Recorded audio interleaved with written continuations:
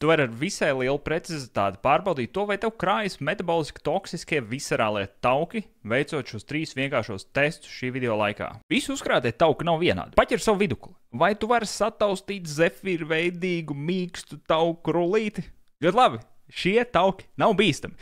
Varbūt nesmuki, bet viņi nav bīstami. To pašu nevar teikt par viscerālajiem taukiem, jeb taukiem, kas krājas ap orgāniem. Šos taukus tu nevari sataustīt, jo tie krājas zem tavas vēdera muskulatūras. Kur tiem krājoties, tie rada tavai veselībai tādas pašas, ja ne pat lielākas problēmas kā regulāra cigarešu smēķēšana, un jo vairāk tev šo tauku ir, jo vairāk šo metaforisko speķi cigarešu tu izpīpē. Pazīme numur 1, ka tavas sirds aknas un zarnas pelduši šo toksisko tauku baseinā. Tu izmantos savu pirkstu kā galveno mēra instrumentu, un sēdus pozīcijā nesaspringzinot vēderi, iebakstīs savu vēderu priekšā, iebakstīs vēderu sānā un mēģinās sataustīt muskulatūru. Kāda tev ir sajūta spiežot uz muskulatūru? Vai tev ir vairāk sajūta, ka tu spiedi mīkstu zefīru vai raugu mīklu, vai tomēr vairāk ir sajūta, ka tu spiedi basketbolu bumbu vai futbolu bumbu? Ja tu spiedi kaut ko cietu, tā ir ļoti skaidra pazīme, ka tev arī ir izveidojušies šie viscerālie tauki. Pazīme numur 2, ka tev vēderā ir speķu muts, ir tas, ka tu neredzi savu vēdera pulsu apguļoties uz muguras. Ieņem šādu pozīciju un atslābini savu vēderu. Ja tu šo pulsu neredzi, tā arī ir visai skaidra pazīme par iekšējā orgāna aptaukošanos, jo brīdī, kad sirds pumpē asinis, tava vēdera aorta izplešās un sūta tā kā triecienu vilni caur taviem orgāniem. Un ja tev ir bagātīgs daudzums speķīšu,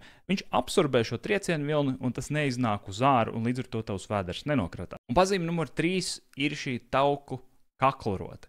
Ja tu paņem savu kaklu pamatnē, vai tu tur vari sataustīt tādu tauku riņķīti, kas iet apkārt gan visam kaklam, kurš izskatās aptuveni šādi. Ja tas tur atrodas, tā ir ļoti klasiska pazīme par to, ka arī tev orgāni ir aptaukojušies, jo šajā zonā tauku sāk veidoties tikai tad, kad ir aktīvi tie paši hormonālie procesi, kas liek taukiem krāties ap orgāniem. Neviena no šīm pazīmēm par neko labu neliecina. Pirmkārt, tas apstiprina to, ka tev krājas šie metaboliski bīstamie tauki, un otrkārt, tas apstiprina to, ka tu arī dzīvo ar insulīna rezistenci, jo insulīna rezistence ir galvenais hormonālais process, kas liek šiem bīstamajiem taukiem veidoties.